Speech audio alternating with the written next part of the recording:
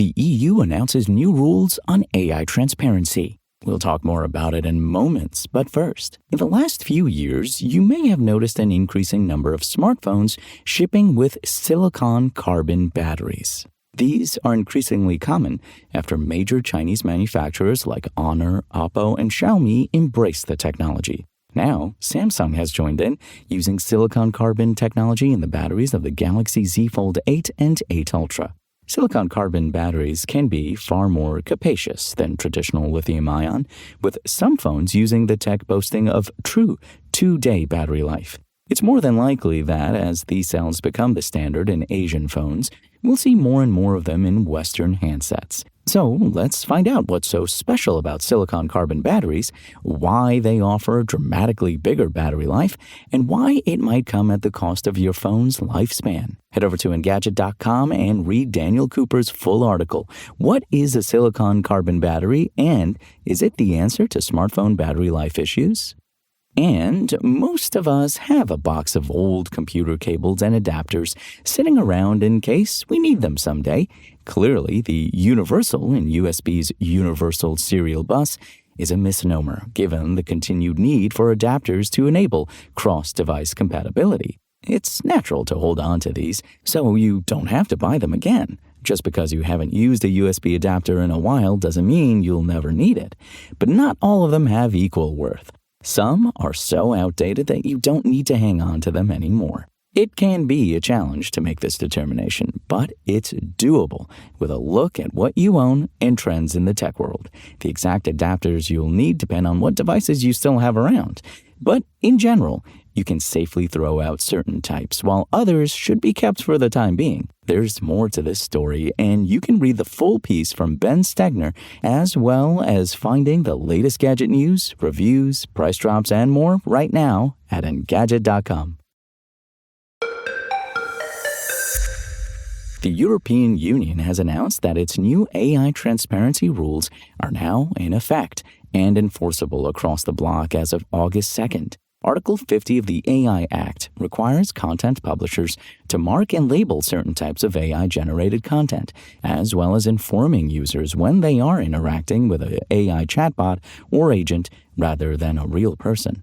These obligations are intended to foster trust and integrity in the information ecosystem, the European Commission wrote in its new guidelines, continuing, people should know when they are interacting with AI or exposed to AI-generated content.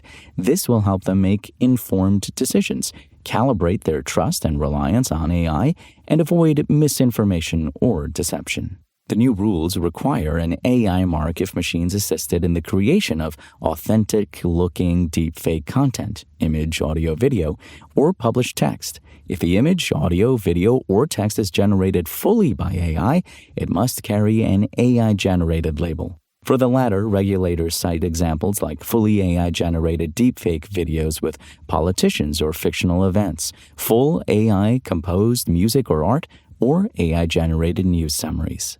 Other types of AI must also be labeled, like models that recognize your emotions or process biometric data. The goal is simple. Whenever AI plays a vital role, you are entitled to know, the European Commission said in a video explainer. The Commission will oversee providers of general-purpose AI models as well. These organizations will be required to document information, publish training data summaries, and implement copyright policies, with non-compliance subject to enforcement by national authorities. The new law has some teeth, with fines up to 15 million euros, or 3% of global annual revenue for companies, and 750,000 euros for EU institutions, bodies, and agencies. Proportionality will be taken into account for small and medium-sized companies and small mid-cap companies. The rules exempt personal content like group chats along with evidently artistic, satirical, and fictional works. The new rules make Europe the most prominent regulator of AI technology. They have drawn criticism from the industry, which has argued that the rules are an undue burden which will slow innovation. However, Europe's tech regulators stated that the rules will simplify development for AI providers by creating a single market with harmonized rules. It also addresses potential risks to people's health, safety, and fundamental rights, while safeguarding democracy and the rule of law, the European Commission wrote, continuing, ensuring its effective implementation is now a key priority for the Commission.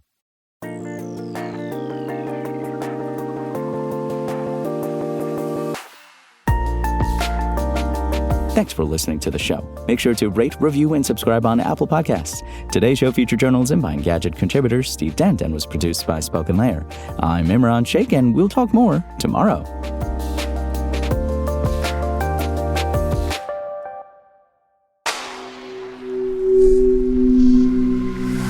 Spoken Layer.